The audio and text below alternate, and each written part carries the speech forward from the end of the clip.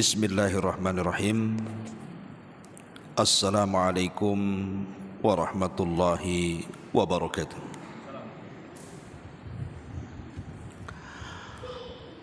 Alhamdulillah, wassalatu wassalamu ala rasulillah wa ala alihi wa sahbihi wa mawala, wala haula wala quwata illa billahi wa ba'du.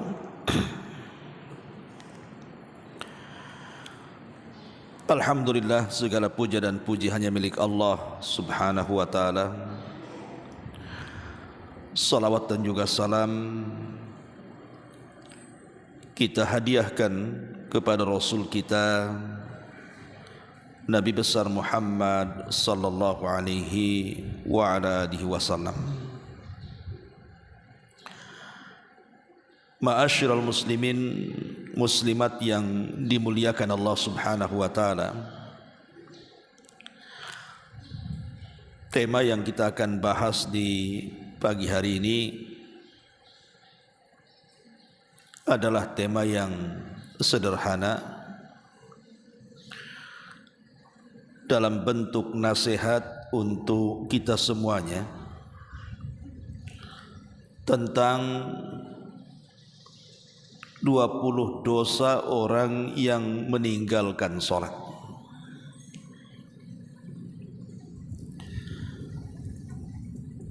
Mungkin sebagian kita sering mendengar,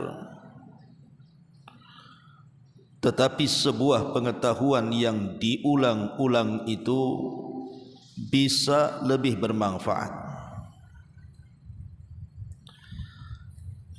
karena terkadang nasihat itu perlu diulang-ulang dan diingatkan,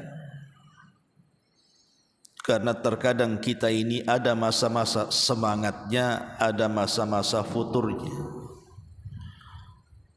Dikala kita semangat, boleh jadi tidak diingatkan pun kita bergerak. Tapi dikala kita tidak semangat alias futur, kalau tidak diingatkan maka akan lalai.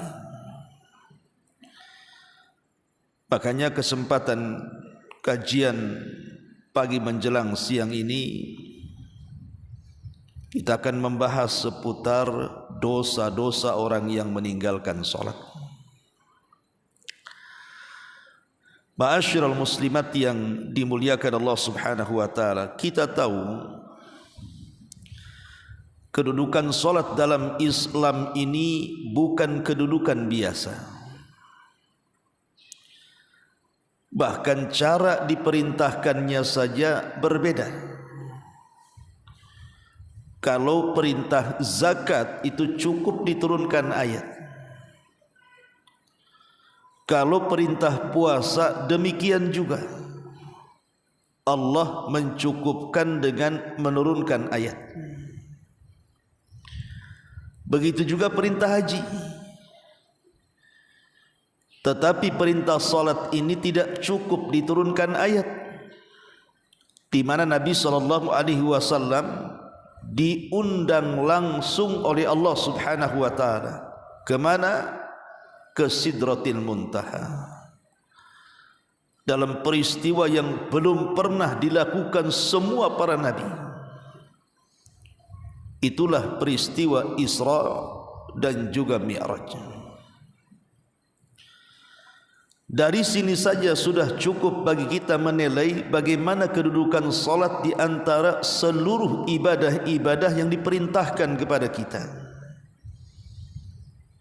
Sampai-sampai ada istilah ulama itu bahwa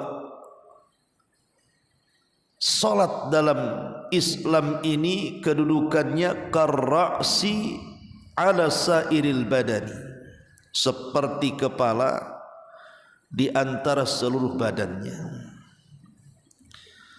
Kalau seandainya manusia tidak punya tangan, boleh jadi dia masih hidup. Kalau manusia tidak punya kaki, boleh jadi dia masih hidup. Atau manusia tidak punya sebelah telinga, bisa dia masih hidup. Coba kalau manusia tidak punya kepala, kira-kira hidup atau tidak? Pasti dia mati. Begitulah kondisi solat dalam Islam.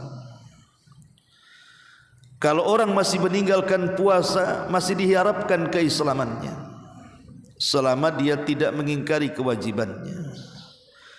Kalau orang meninggalkan zakat, masih dianggap keislamannya selama dia tidak menganggap tidak wajib, ataupun meninggalkan zakat, masih diharapkan keislamannya. Tapi kalau meninggalkan solat, itulah yang dikhawatirkan hilang keislaman daripada diri kita.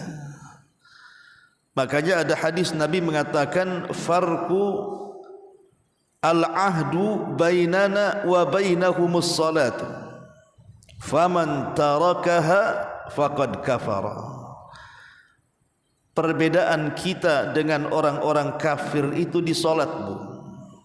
Kalau sampai kemudian orang meninggalkan solat, itu bisa keluar Islam, bisa kafir. Lah itulah kedudukan solat, seperti kepala dalam badan. Makanya solat ini sangat penting untuk kita lakukan. Dan jangan kemudian berpikir bahwa kalau seandainya kemudian kita tidak solat, Allah rugi. Kalau kita solat, Allah untung. Tidak, Allah itu tidak berhajat dengan kita. Satu dunia orang tidak solat, Allah tidak rugi. Ataupun satu dunia orang solat pun Allah tidak untung. Karena ada istilah para ulama, satu dunia manusia bermaksiat tidak mengurangi kekuasaan Allah. Satu dunia orang beribadah pun tidak menambah kekuasaan Allah. Allah itu tidak berhajat dengan kita. Karena Allah subhanahu wa ta'ala tidak berhajat dengan solat kita. Lalu solat yang kita lakukan itu untuk apa? Solat yang kita lakukan itu manfaatnya kembali kepada kita orang yang solat. Jadi kalau ibu melaksanakan solat mulai dari zuhurnya, asarnya, maghribnya, isyanya, balik ke subuhnya, balik lagi ke zuhur, setiap hari seperti itu rutinitasnya, itu manfaatnya kembali kepada kita, bukan kembali kepada Allah subhanahu wa ta'ala. Yang untung ya kita, yang rugi juga kita. Ma'asyiral muslimat yang dimuliakan Allah subhanahu wa ta'ala. Makanya kalau kita perhatikan di dalam Al-Quranul Karim, setiap kali Allah perintahkan kita solat, maka bahasa yang digunakan oleh Allah di dalam Al-Quran itu kalimat aqimu salata, dirikan solat. Bukan i'malus salah, kerjakan solat, if'alus salah, perbuat solat, tidak.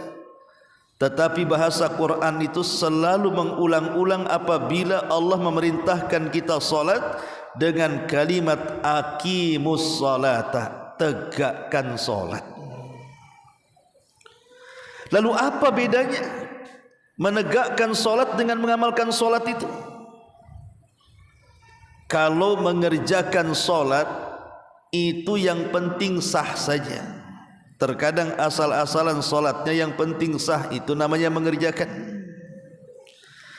Tapi kalau mendirikan solat, tidak main-main dia dalam solatnya.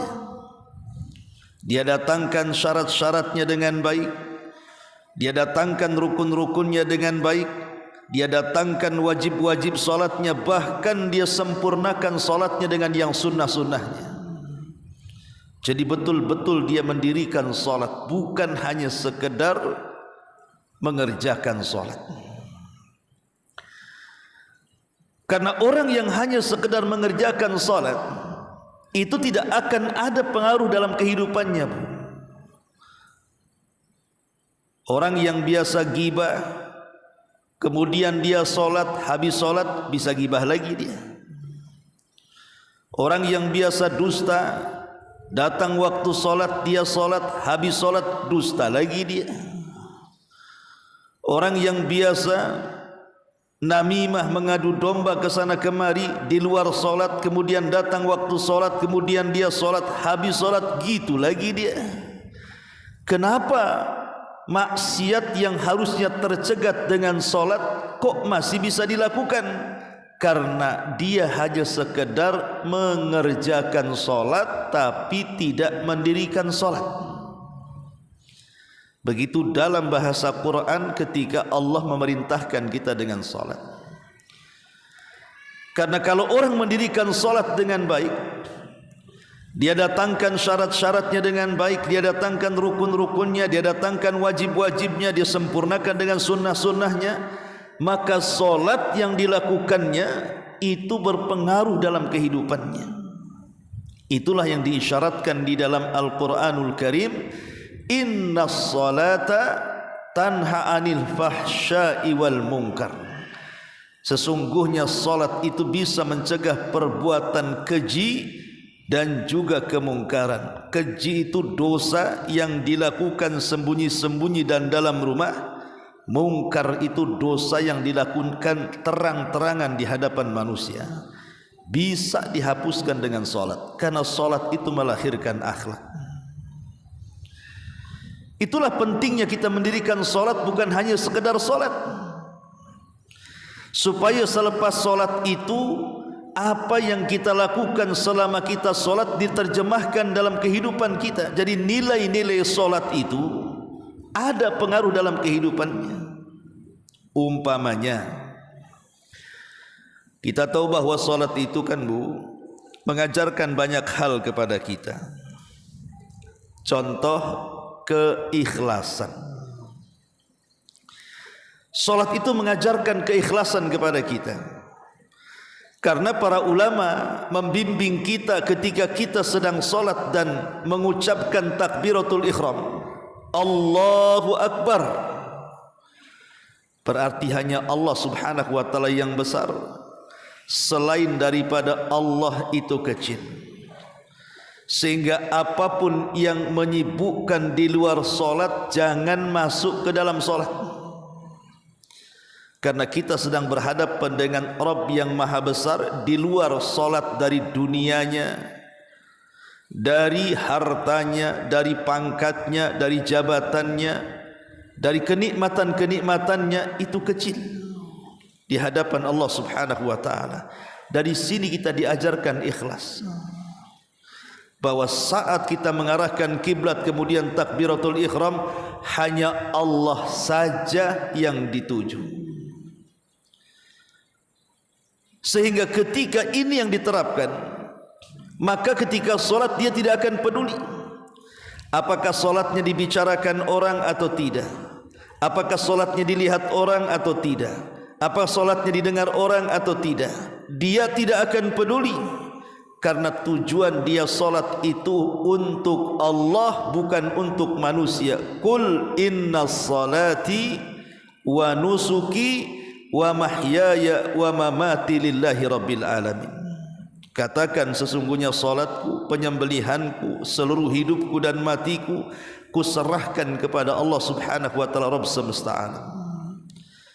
Jadi salat itu mengajarkan keikhlasan, sehingga ketika orang selesai melaksanakan salat kemudian dia keluar salat, maka amal-amal yang lain yang kita lakukan di luar salat juga terbawa dengan keikhlasan salat. Sehingga orang yang salat itu terjaga hatinya. Mau dipuji ya seperti itu hatinya, mau dicela ya seperti itu hatinya, mau diangkat ya seperti itu hatinya, mau direndahkan juga seperti itu hatinya. Itulah manfaat salat.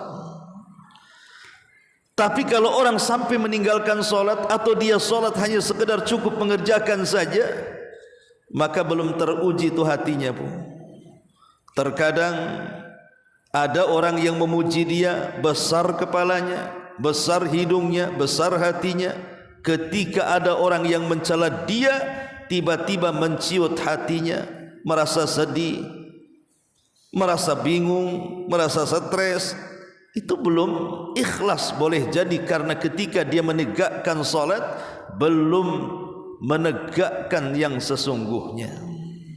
Lahirlah sifat ikhlas. Ini yang pertama. Yang kedua, dari salat ini bisa saja terlahir sifat sabar. Karena salat kalau tidak sabar pasti dia tidak tumanina. Makanya kenapa kata Nabi SAW, berapa banyak orang yang salat itu mereka tidak diangkat amalannya, karena mereka ketika ruku tidak meluruskan rukunya, ketika sujud tidak meluruskan sujudnya. Dengan kata lain, salatnya itu tergesa-gesa, terburu-buru, dan itu banyak dilakukan oleh masyarakat kita ini. Terkadang kita juga suka melakukannya tanpa sadar, kan Bu? Melakukan salat yang disebut dengan salat kilat khusus, yang dibaca inna a'tayna dengan kulhu saja.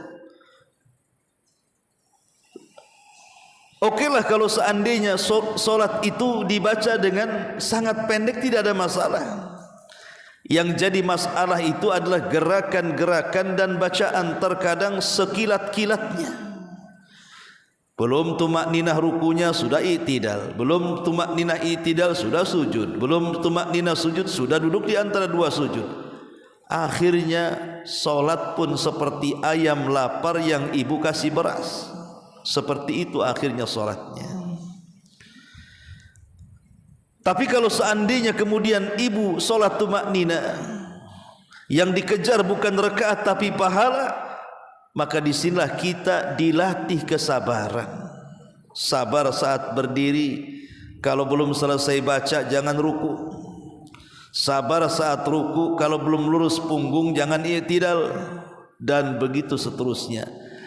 Lah kalau seandainya kemudian salat ini melahirkan kesabaran, maka orang yang selesai salat kemudian dia hidup di masyarakat, saya yakin orang ini kalau ketika salatnya mendirikan bukan hanya sekedar mengerjakan, maka dia akan menjadi orang yang sabar. Digibah tetangganya sabar, tidak perlu membalas. Dicaci maki tetangganya sabar, justru malah memaafkannya.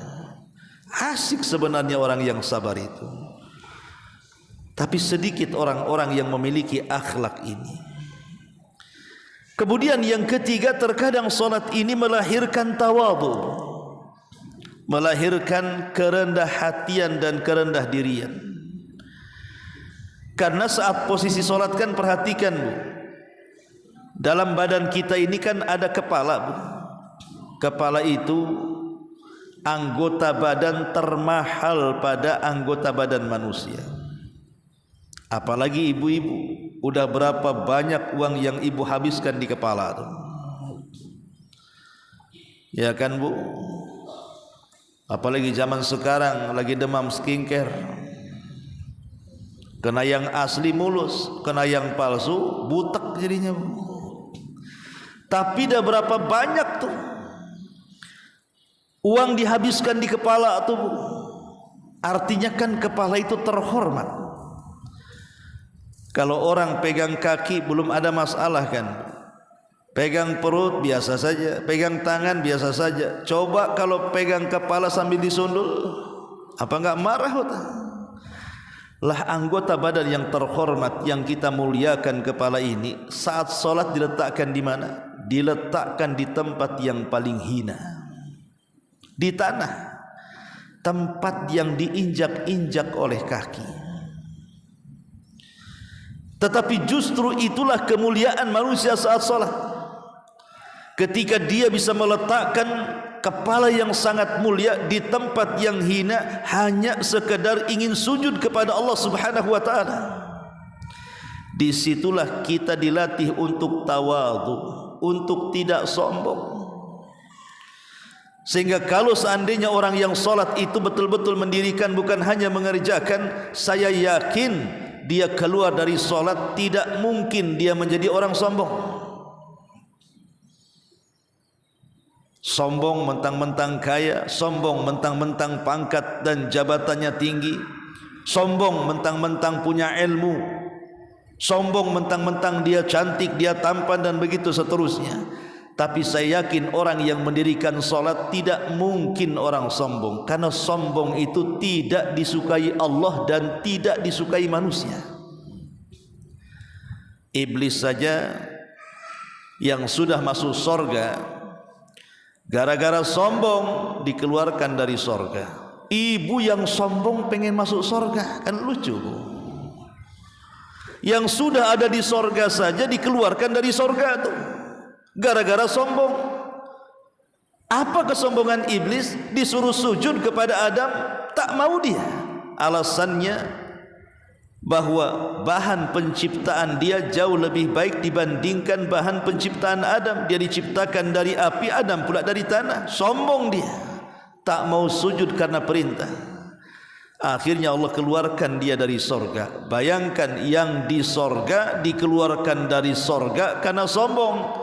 Ibu yang di dunia sombong, pengen masuk sorga. Nah ini kan aneh. Makanya sorga itu tidak ada tempat bagi orang yang sombong. La yadkhulul jannah man kana fi qalbihi mithqala dzarratin min kibrin, kata Rasul. Tidak akan masuk sorga orang yang dalam hatinya itu dipenuhi dengan kesombongan. Jadi solat itu mengajarkan rendah hati, rendah diri. Kalau orang sudah solat dan dia betul-betul menegakkan, insya Allah kalau keluar solat itu pasti dia akan mengamalkan nilai-nilai solat. Salah satunya adalah tidak sombong, rendah diri, rendah hati. Apalagi yang bisa kita ambil pelajaran dalam solat ini? Solat ini selain mengajarkan keikhlasan, kesabaran, ketawadhuan gitu ya, maka solat juga mengajarkan kepada kita kedisiplinan. Disiplin, tanggung jawab, itu terlahir dari solat. Ketika datang azan duhur umpamanya, oh berarti azan duhur ini sudah memberitahu kita bahwa kita sudah harus masuk kerja. Kepada makhluk saja, Bu, kalau seandainya ibu bekerja kepada saya atau bekerja kepada siapa saja, pasti dalam pekerjaan itu kan ada waktu-waktu resmi, Bu, yang harus datang jam sekian, pulang jam sekian, gajinya sekian. Kemudian di sana ada waktu-waktu yang tak resmi. Boleh jadi mungkin bosnya menginginkan ngelembur di luar daripada waktu resmi. Kalau kita di hadapan manusia saja, Bu, ibu kerja kepada manusia, ibu betul-betul jaga waktunya ya. Waktu resminya ibu jaga. Kata bos jam 7 datang, datang dia. Sebelum jam 7 dia sudah siap-siap. Kemudian dia bekerja dengan cara baik karena mendirikan pekerjaannya. Selesai bekerja jam 5 selesai, dia keluar. Tiba-tiba kata bos nanti malam lembur ya. Lembur dia. Kira-kira kalau bos punya anak buah seperti ini senang apa tidak? Senang. Coba kalau seandainya kita lakukan kepada solat, bahwa solat itu kan ada waktu-waktu resminya. Zuhur dari jam sekian ke jam sekian, asar dari jam sekian ke jam sekian, maghrib juga sama. Kalau seandainya ketika datang waktu solat langsung kita solat, dan kita berusaha mendirikan solat, kemudian di luar waktu resmi umpamanya adalah solat-solat sunnah dia pun kerjakan, kira-kira Allah senang? Senang, Bu, karena melihat kita ini disiplin. Makanya kenapa Dalam hadis kursi Allah Subhanahu wa taala mengatakan, tidak ada satu amalan yang paling aku cintai melebihi orang yang melaksanakan kewajiban. Wa may yazalu 'abdi yataqarrabu bin nawafil hatta uhibbahu. Dan kalau seorang hamba menambah dengan perkara-perkara sunnah, makin lagu cinta dengan dia. Yang wajib Allah sudah cinta, kalau tambah yang sunnah makin cinta lagi Allah dengan kita. Maka dari solat ini lahir kedisiplinan, lahir tanggung jawab, bahkan lahir kejujuran, dan banyak lagi. Intinya Bu, bahwa solat itu bukan hanya sekedar solat, tetapi mendirikan solat yang dengan solat itu nilai-nilai dalam solat teraplikasikan lewat perbuatan di masyarakat. Ma'asyiral muslimat yang dimuliakan Allah Subhanahu wa taala, baik, ada ancaman berat bagi orang-orang yang meninggalkan salat. Ancaman yang pertama, bahwa salat ini kalau sampai ditinggalkan, Al-Imam Ibnul Qayyim rahimahullahu taala menyebutkan bahayanya. Apa kata beliau? Annaha tunsil abda nafsahu, fa idza nasiya nafsahu ahmalaha wa afsadaha, wa min uqubatiha annaha tuzilun ni'amal hadirata wa taqta'un ni'amal wasilata, fa inna ni'amallahi ma hafidha mawjuduha bimithli ta'atihi walastajlaba mafkuduha bimithli ta'atihi, fa inna ma indallahi la yunalu illa bi ta'atihi. Subhanallah, ini bagus sekali perkataan Al-Imam Ibnul Qayyim, dan ini cambuk bagi orang-orang yang suka meremehkan salat atau sampai meninggalkan salat. Kata beliau, kalau orang sudah mulai bermaksiat, kalau orang sudah mulai masuk dalam kubangan kemaksiatan seperti meninggalkan salat, maka hal itu bisa melupakan seorang hamba kepada dirinya. Dan apabila seorang hamba sudah melupakan kepada dirinya, maka hal itu akan merusaknya. Maka dari ancamannya, bisa saja kemudian dengan meninggalkan solat itu menghilangkan nikmat-nikmat yang harusnya didapat di masa depan, akhirnya gugur tidak dapat. Jadi kata beliau yang pertama, tuzilun ni'amal hadirah. Orang yang meninggalkan solat itu bisa menghilangkan kenikmatan-kenikmatan yang akan dia raih di masa depan. Kan rugi ibu. Ibu sudah nabung banyak-banyak. Contoh umpamanya, kalau saya logikakan seperti ini, ibu beli celengan segede gentong. Tiap harilah ibu isi uang tuh celengan itu. Sampai pada waktunya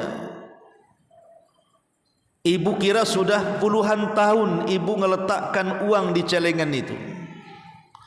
Ibu tidak sadar kalau celengan yang ibu beli itu bolong bawahnya bu.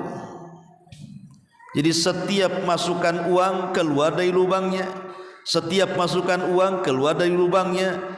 Perasaan saya sudah nabung mungkin 40-50 tahun, pas dibuka tak ada uangnya.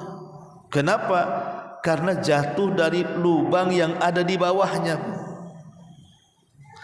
Lah begitulah contoh orang yang meninggalkan salat. Dikiranya dia sudah membawa pahala besar dengan amalan sedekahnya, dengan amalan berbuat baiknya kepada orang lain, kepada orang tua, kepada tetangganya. Dikiranya dia sudah mendapatkan pahala dengan puasanya, dikiranya dia sudah dapat pahala dengan hajinya, dengan zakatnya, dengan sedekahnya. Dia tidak sadar kalau seandainya dia meninggalkan salat, maka amalan-amalan di luar solat itu tidak dianggap sama sekali. Ibu sangka sudah banyak pahalanya, rupanya enggak ada pahalanya. Kenapa? Karena dia meninggalkan solat. Itulah solat akhirnya menghilangkan nikmat yang harusnya didapat di masa depan, hilang gara-gara meninggalkan solat. Ini yang pertama. Yang kedua, qat'un ni'amal wasilata, bisa memutus nikmat yang sedang berjalan. Mungkin selama ini kita diberikan kesehatan, pandangan masih awas, telinga juga dengar masih oke, mulut masih belum gagap, ngomong lancar, kaki belum ada yang sakit, melangkah berkilo-kilo pun tidak ada masalah, tangan masih bisa digerakkan. Itu kan nikmat yang sedang berjalan namanya. Tapi jangan salah, terkadang Allah hentikan tuh nikmat yang sedang berjalan apabila orang itu meninggalkan solat, kata Imam Ibnul Qayyim. Boleh jadi orang yang meninggalkan solat, mulailah pandangannya, nikmatnya dikurangi, nikmat pendengarannya dikurangi, nikmat lisannya dikurangi, nikmat tenaganya dikurangi, nikmat kakinya dikurangi, masuk penyakit satu, dan begitu seterusnya.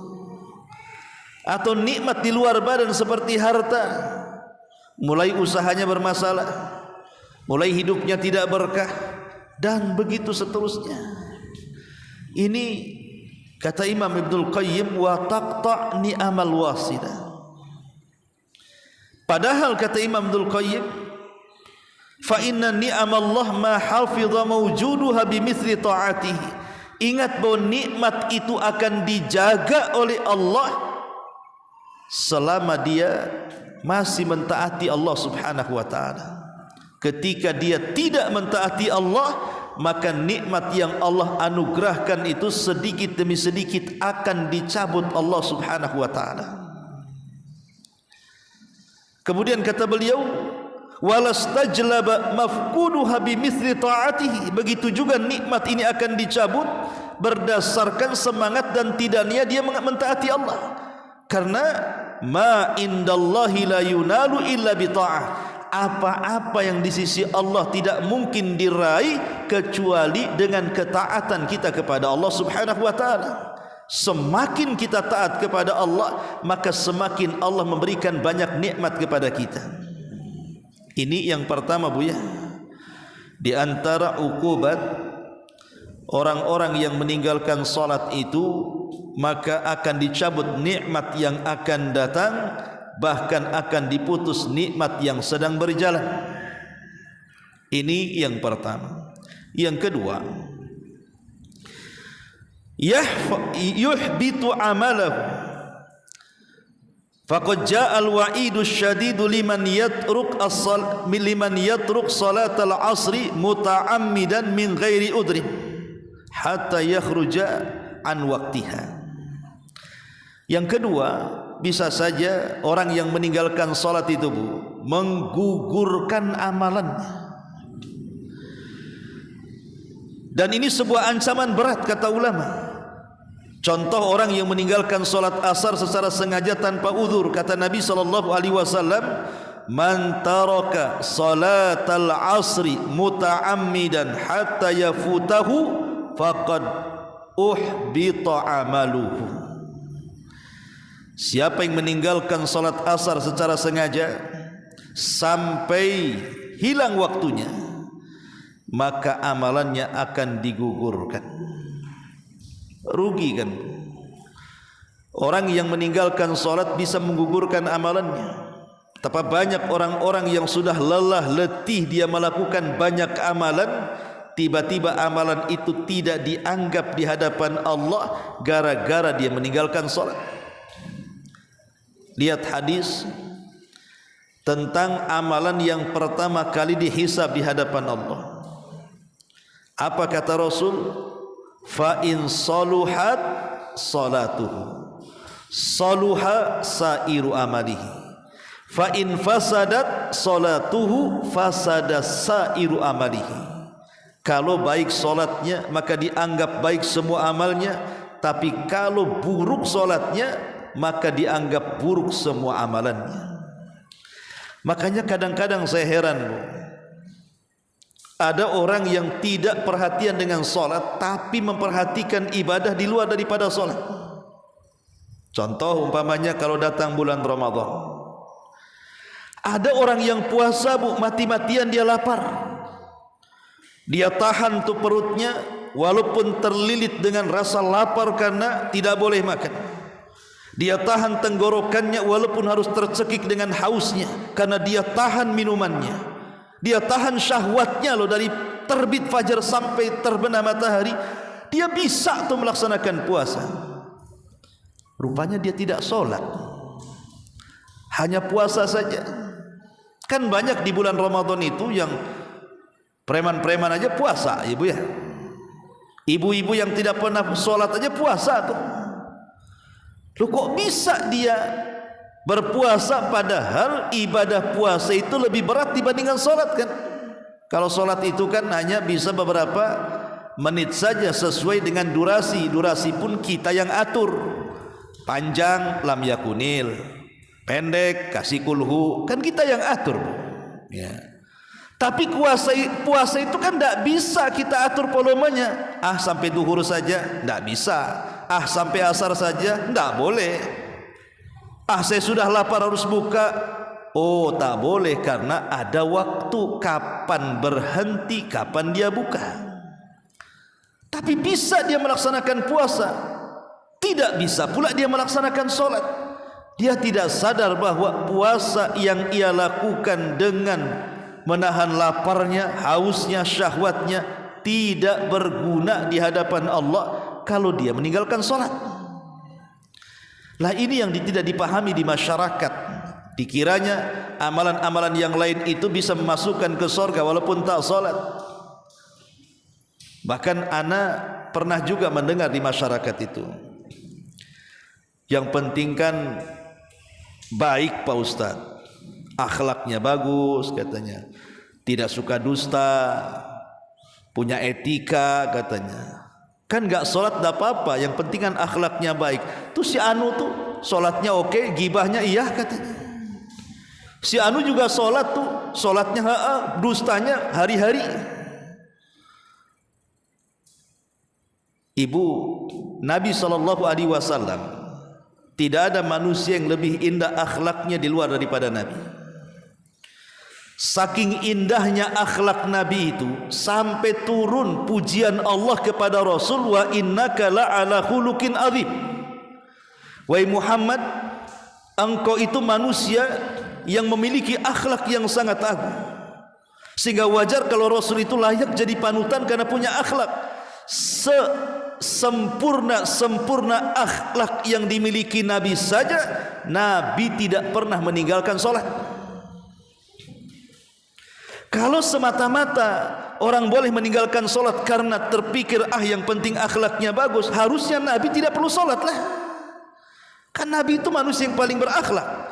Tapi Nabi orang yang paling rajin pula tuh sholatnya. Bukan hanya yang wajibnya, yang sunnah-sunnahnya. Bahkan solat malam itu seolah-olah wajib bagi Nabi. Saking rajinnya, pecah-pecahlah kaki Nabi, sampai Aisyah kemudian mengatakan, sudahlah, kurangilah solatmu wahai Rasul, bukankah dosamu sudah diampuni yang telah, yang sedang dan yang akan datang? Tapi Rasul mengatakan, afala akunu abdan syakur, salah enggak saya ini menjadi hamba yang bersyukur? Jadi alasan seperti ini tidak ada guna. Yang penting akhlaknya bagus, yang penting hatinya bagus gitu. Sebenarnya orang yang ngomong seperti ini, dia itu tidak bagus juga hatinya. Orang yang ngomong seperti ini tidak bagus akhlaknya. Sebab kalau dia tidak melaksanakan hak dengan Allah, secara otomatis dia tidak akan mampu melaksanakan hak-hak sesama hamba Allah. Itu memang sudah matematika 1 tambah 1 2 tuh. Sama Allah saja dia membangkang, apalagi sama manusia ya. Jadi ini yang kedua. Yang ketiga, la yaqbalu du'auhu fal asi fal ma'asi min mawani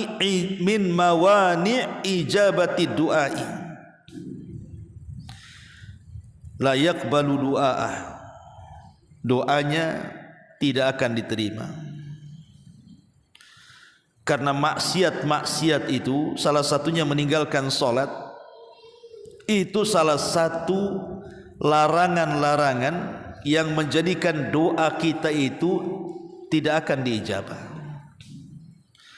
Jadi orang yang meninggalkan salat tidak akan diterima doanya. Dulu di zaman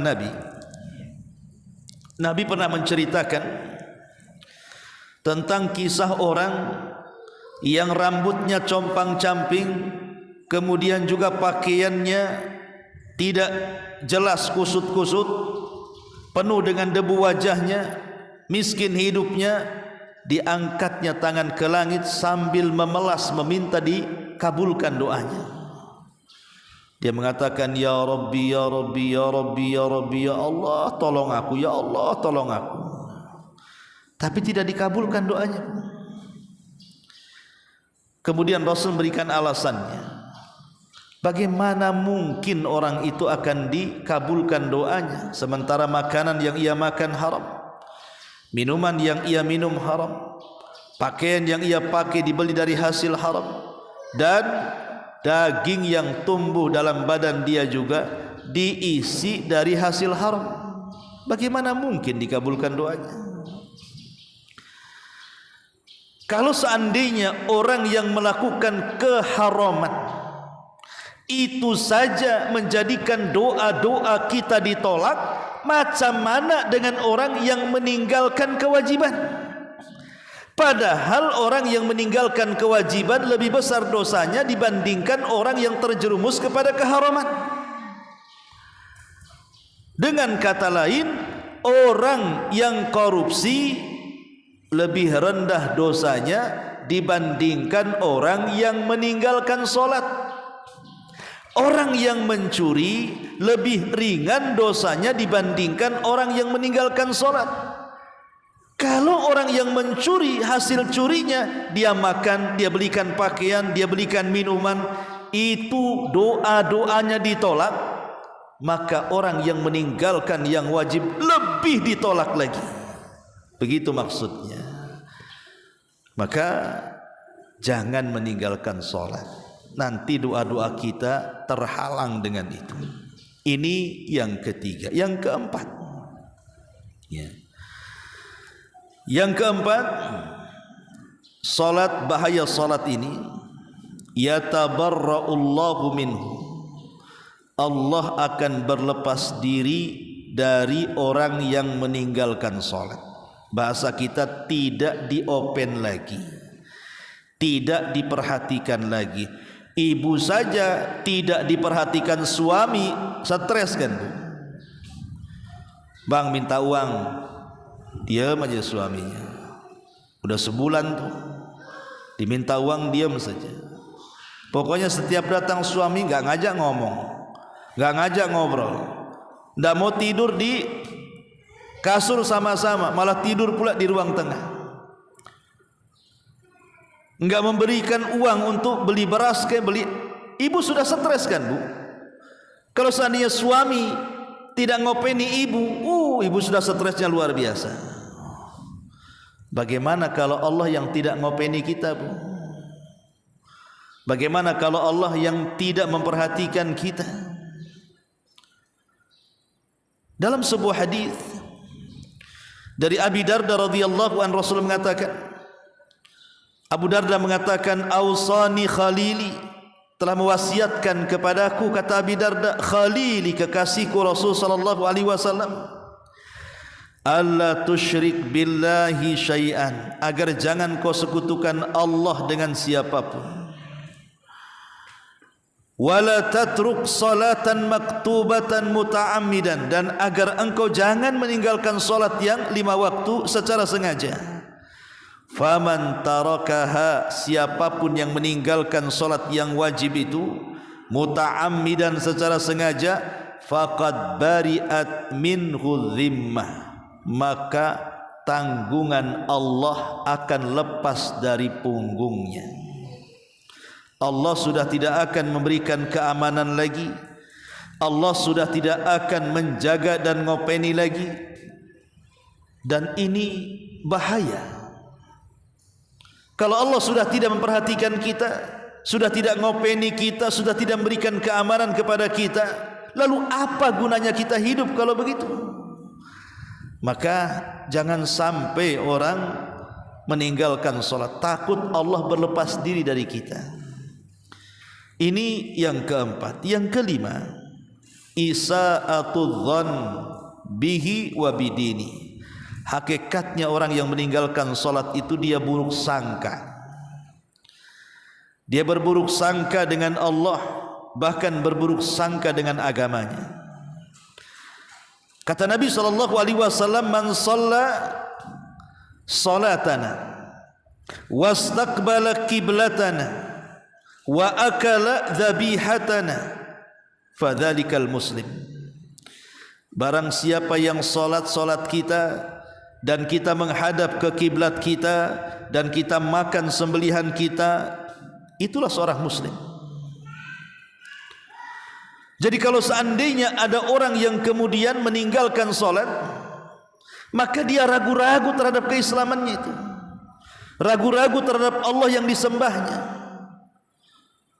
seolah-olah dia tidak punya Tuhan, seolah-olah tidak punya agama, jadinya berburuk sangka dalam hatinya. Maka jangan sampai meragu-ragukan agama dan Tuhan yang kita sembah. Dengan cara apa? Sholat. Orang yang meninggalkan sholat itu ragu-ragu apa punya Tuhan atau tidak, apa punya agama atau tidak. Ini kan bahaya nih. Nah, ini yang kelima. Yang keenam, lebih daripada itu, asyakku fi imani, ragu-ragu kepada imannya. Orang yang meninggalkan sholat itu ragu-ragu kepada imannya sendiri. Allah Subhanahu wa taala berfirman, innama yu'minu bi ayatina alladzina idza dzukiru biha kharru sujada wa sabbahu bihamdi rabbihim wa hum la yastakbirun. Hanya saja orang-orang yang beriman dengan ayat-ayat kami, apabila diingatkan dengan ayat-ayat itu mereka langsung tersungkur sujud. Kemudian mereka bertasbih dengan memuji Rabb mereka dan mereka tidak sombong. Kata Imam Al-Qurtubi rahimahullahu taala, orang-orang yang beriman apabila diingatkan dengan ayat-ayatnya, aqimus shalah contohnya, tegakkan salat kata Allah, kharru sujada, mereka langsung sungkur sujud. Jadi kalau seandainya Allah Subhanahu wa taala panggil kita ini untuk melaksanakan salat, kok kita tidak merasa terpanggil, berarti iman kita ini diragukan. Bukankah di antara ciri-ciri orang yang bertakwa adalah orang yang menegakkan salat kan? Dalam Al-Baqarah di awal-awal, di antara hudan lil muttaqin, bahwa Al-Quran itu petunjuk bagi orang-orang yang bertakwa. Siapa orang yang bertakwa? Lanjut ayatnya adalah alladzina yuqimuna sholata. Salah satunya orang yang menegakkan salat. Itu ciri orang yang bertakwa. Makanya panggilan di dalam Al-Quran kepada kita saat kita diperintahkan untuk salat itu adalah panggilan iman. Ya ayyuhalladzina amanu idza qumtum ilas shalah. Hei orang-orang yang beriman, kalau kalian menegakkan salat. Lihat panggilannya saja, panggilan khusus. Wahai orang-orang yang beriman. Berarti siapa yang terpanggil dengan ini merasa dia orang mukmin, kok tidak terpanggil, ragu-ragu dia dengan imannya itu, karena tidak menjalankan panggilan. Karena orang yang seperti ini hakikatnya orang yang tidak tunduk dengan Allah Subhanahu wa taala. Boleh jadi kita katakan, yang sering saya katakan, itu mukmin budak namanya, Bu. Dipanggil kok tidak mau salat. Kayak gitu kan, Bu? Saya contohkan, kalau seandainya ada jual gorengan lewat di depan ibu, anggaplah jual bakwan. Ibu panggil-panggil, bakwan, bakwan. Gak mau denger dia. Kita katakan apa? Oh, dasar tukang bakwan budak, kan begitu ya. Ini ibu dipanggil sama Allah. Ya ayyuhalladzina amanu, hai orang-orang yang beriman, idza qumtum ila shalah. Kalau kalian menegakkan salat kemudian bla bla bla suruh wudu, kan begitu. Kita dipanggil dengan iman. Kok ibu tidak mau ketika datang azan tidak mau salat? Dasar budak itu namanya. Itu namanya mukmin budak namanya. Mukmin tuli. Dia ragu-ragu dengan keimanannya. Ini yang nomor 6. Yang nomor 7, nafyu ukhuwatil islamiyyati. Hilang persaudaraan dalam Islam. Karena Allah yang mengatakan fa in tabu wa aqamus salata wa atuz zakata fa ikhwanukum fiddin. Kalau mereka masih tobat, masih melaksanakan salat, masih menunaikan zakat, maka itu masih saudara kalian dalam agama. Pemahaman kebalikannya, kalau mereka tidak mau tobat, mereka meninggalkan salat, mereka tidak mau menunaikan zakat, berarti bukan saudara kalian dalam agama. Nah, ini bahaya. Ya, orang yang tidak salat itu hilang ukhuwahnya. Persaudaraan dalam Islamnya hilang. Karena dia bukan orang Islam lagi. Dia sudah kafir. Dia sudah kafir. Herannya Bu di masyarakat kan Bu, KTP-nya Islam, KTP-nya jelas nama si anu, agama Islam kan itu. Itu kalau kita kafirkan marah Bu. Oh enggak, saya Muslim kan itu. Kok bisa kamu kafirkan saya? Iya, karena kau tak solat. Solat itu menjadikan seseorang tetap di atas Islam. Kalau kamu meninggalkan solat, kau bisa kafir. Ini yang kadang-kadang di masyarakat belum paham. Dia pikir kalau sudah KTP-nya Islam dari mulai lahir sampai mati masuk surga. Enggak gitu. Terkadang ada perkara-perkara itu yang membatalkan Islam. Salah satunya meninggalkan solat. Ya. Ini yang ke-7. Yang ke-8, ya'khuduhullahu bitadarruji. Fakullama adnaba zadahullahu min ni'amihi wa ansahu taubah. Fayudnihi minal adhab qalilan qalilan thumma yusibuhu alaihi sabban fala yanju. Terkadang orang yang meninggalkan salat itu sengaja Allah berikan tadarruj, istidraj. Karena setiap kali orang itu melakukan dosa, Allah akan tambah nikmatnya. Ketika Allah tambah nikmatnya, Allah lupakan dari taubatnya. Tapi dia tidak sadar, dia sedang didekatkan dengan azabnya sedikit demi sedikit, sampai pada waktunya azab itu akan menimpanya dan dia tidak akan selamat. Ini yang ke-8. Allah akan membiarkan dengan cara istidraj. Apa itu istidraj? Setiap orang ini melakukan dosa seperti meninggalkan salat, justru nikmatnya tambah. Ketika nikmatnya tambah, dilupakan dari tobat. Ketika dilupakan dari tobat, didekatkan dengan azab. Ketika didekatkan dengan azab tanpa sadar, sekonyong-konyong datang azab Allah dan dia tidak selamat. Karena ada bahasa di masyarakat, buat apa aku solat? Tetangga tak solat no, usahanya lancar jaya. Buat apa aku solat? Tetangga sebelah tuh sehat-sehat saja, tak ada pun penyakit. Buat apa aku solat, si fulan makin kaya, rumahnya makin mewah, mobilnya makin bagus, tanahnya makin luas umpamanya kan. Itulah kadang-kadang setan ngasih was-was. Ah kalau gitu tak solatlah kayak dia biar kaya. Mulai setan masuk. Dia tidak sadar bahwa orang yang tidak solat tapi makin kemudian banyak nikmatnya, itu sedang diuji oleh Allah dengan istidraj itu. Karena istidraj itu artinya Allah memberikan nikmat kepada hambanya di atas kemaksiatan yang disukainya, sampai pada waktunya Allah subhanahu wa ta'ala mengulur-ngulur waktu, akhirnya Allah kirimkan azab dan dia tidak mungkin selamat dari azab itu. Hatta idza farihu bima utu, akhadnahum baghtah, kata Allah. Ketika mereka bahagia dengan kenikmatan di atas kemaksiatan, mereka lupa Allah, tiba-tiba datang bencana kepada mereka.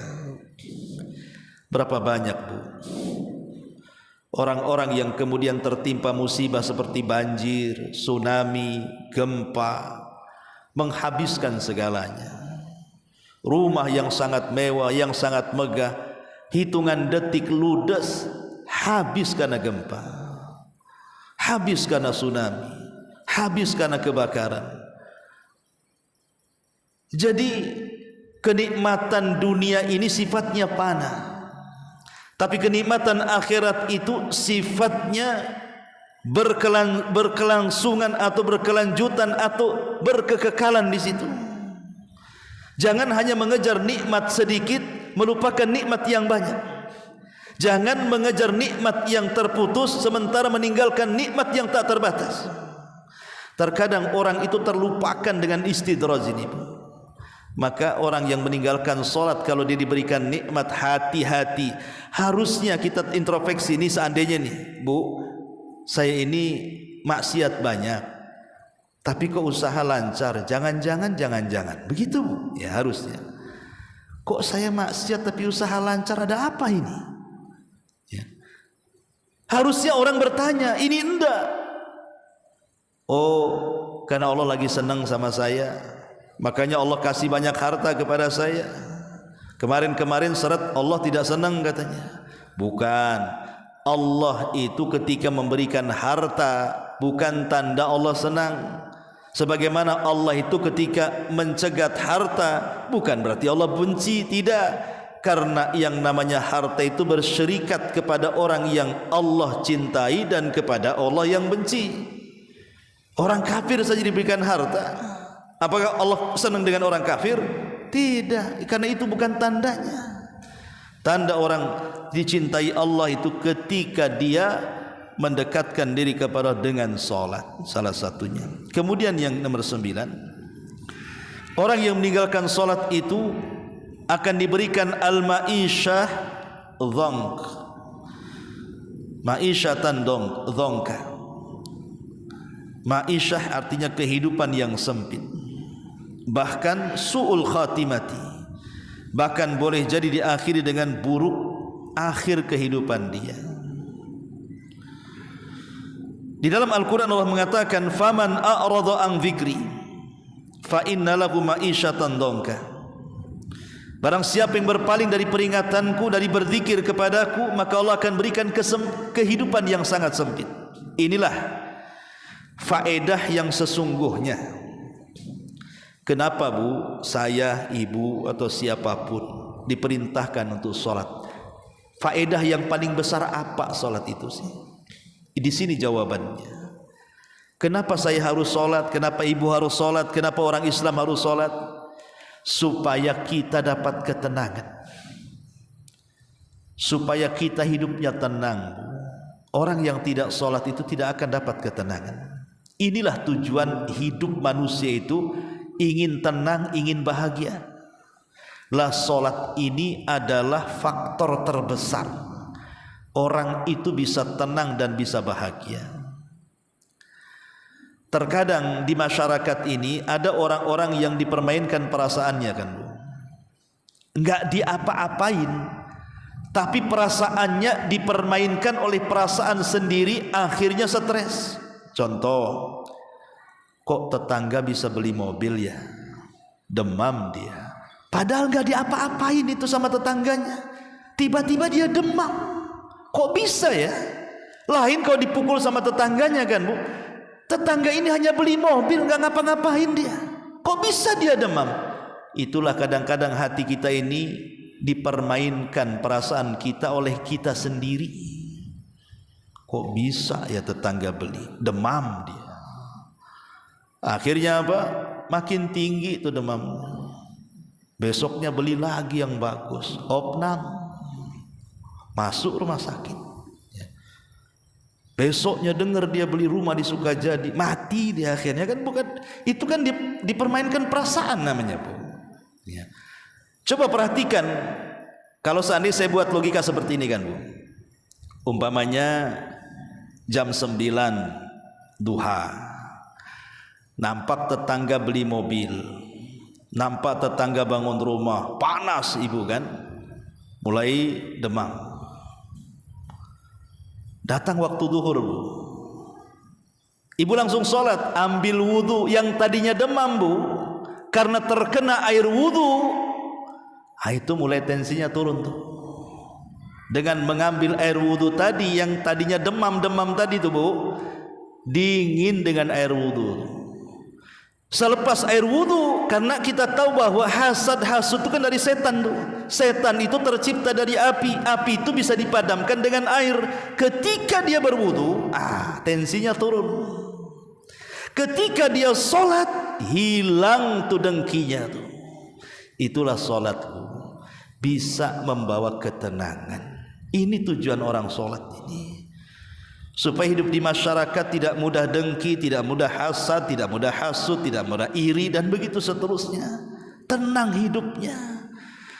Karena biasanya orang-orang yang mereka meninggalkan sholat itu yang paling banyak hasadnya, itu yang paling banyak dengkinya. Oh enggak Ustaz, yang ngaji lebih parah katanya. Kalau sudah ghibah itu paling keras suaranya, paling banyak gengnya.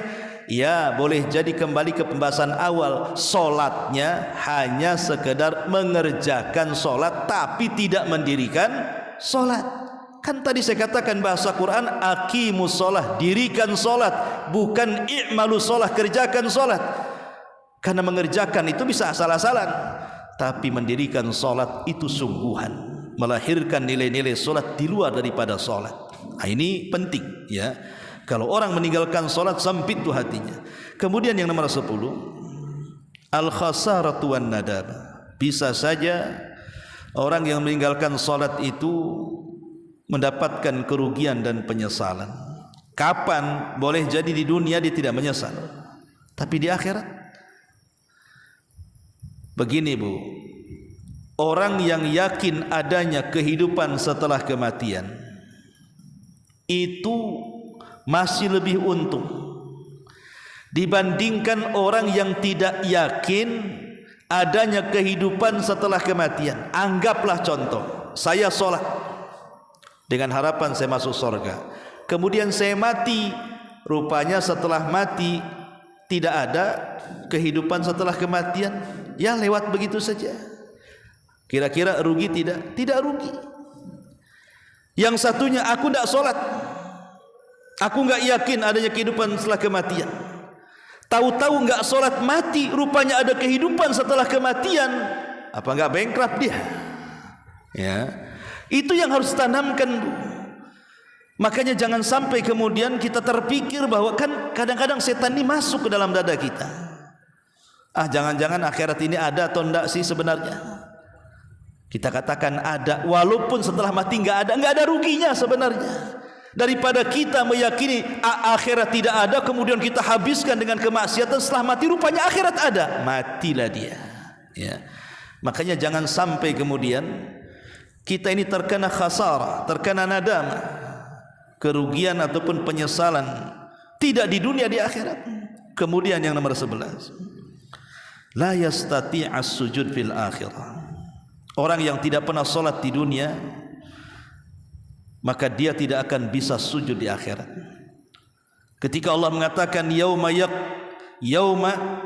yukshafu an sakin wa yud'auna ila sujudi fala yastati'un, ketika Allah memerintahkan, ketika Allah menampakkan dirinya, menampakkan betisnya, maka semua orang-orang yang beriman sujud. Tapi ada orang-orang munafik, mereka hendak sujud malah kayang, bukan ke depan, ke belakang malah. Tidak bisa dia sujud, dipaksa sujud malah kayang ke belakang. Itulah orang-orang yang ketika di dunia mereka tidak pernah sujud, maka di akhirat pun dia tidak akan bisa sujud di hadapan Allah. Al-jaza min jinsil amal. Taib, karena waktu juga. Yang nomor 12, al-wail liman tarakas salat. Lembah neraka jahanam yang disebut wail bagi orang yang meninggalkan salat. Kemudian yang nomor 13, al-ghai.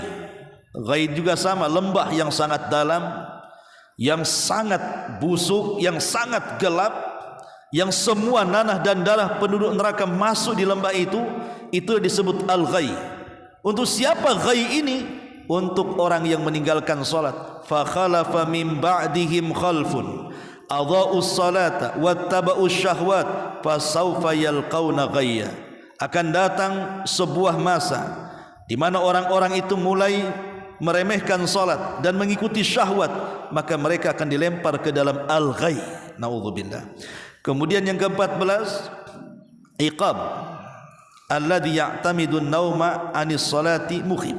Balasan bagi orang-orang yang sengaja meninggalkan salat dengan tidur itu sangat menakutkan nanti pada hari kiamat dalam peristiwa adab kubur. Ada orang yang terlentang, kemudian di sampingnya ada orang berdiri membawa batu. Kemudian batu dibentur-benturkan di kepalanya sampai hancur. Kemudian orang ini pergi mencari batu yang lainnya. Tiba-tiba setelah dapat batu datang lagi, kepalanya sudah balik semula. Kemudian dihancurkan dengan batu yang ditemukannya yang kedua. Kemudian setelah remuk kepalanya, dia cari batu lagi. Seperti itu saja. Rasul yang melihat kondisi seperti ini bingung. Alangkah dahsyatnya siksa orang itu, wahai Jibril. Mahadan, apa yang terjadi wahai Jibril? Maka Jibril mengatakan, innahu, sesungguhnya orang itu dia tidur saat waktu sholat. Harusnya dia sholat, sengaja pula dia tidur supaya dia meninggalkan sholat. Lihat bagaimana hukuman di alam kubur. Kemudian yang nomor 15, ghadabullah wa maqtuh. Dia akan mendapatkan murka Allah dan juga kemarahannya. Kata Rasul, man taraka shalah laqiyallah wa huwa alaihi ghadban. Siapapun yang meninggalkan salat, maka dia berjumpa dengan Allah, Allah murka dengan dia. Yang nomor 16, al-hasyru ma'al mujrimin. Akan dikumpulkan orang-orang yang meninggalkan salat bersama orang-orang yang berdosa. Akan dikumpulkan bersama Fir'aun, akan dikumpulkan bersama Qarun, akan dikumpulkan bersama Haman, akan dikumpulkan bersama Ubay ibn Khalaf. Naudzubillah. Yang nomor 17, mereka akan dikumpulkan bersama orang-orang yang sesama tidak solat dan dimasukkan ke neraka khusus namanya Saqar. Allah mengatakan, ma salakakum fi Saqar. Kenapa kalian bisa masuk ke neraka Saqar? Maka orang-orang di neraka Saqar mengatakan, qalu lam naku minal musallin. Karena aku tidak solat di dunia. Naudzubillah. Ya. Karena aku tidak solat di dunia, maka aku dimasukkan ke dalam neraka Saqar. Kemudian yang ke-18, bahwa orang yang meninggalkan salat adalah khianatan lil amanah. Dia sedang mengkhianati amanah. Allah mengamanahi ibadah, dia pula mengkhianatinya. Dan orang yang meninggalkan salat hakikatnya istahwad asyaitan. Setan sudah menguasainya. Orang yang meninggalkan salat itu sedang dikuasai setan. Inilah diantara 20 bahaya orang yang meninggalkan salat. Mudah-mudahan dengan mendengar kajian ini kita semangat lagi untuk salat. Taib sampai di sini. Bagi ibu-ibu yang mau bertanya silahkan, kalau tidak ada kita tutup.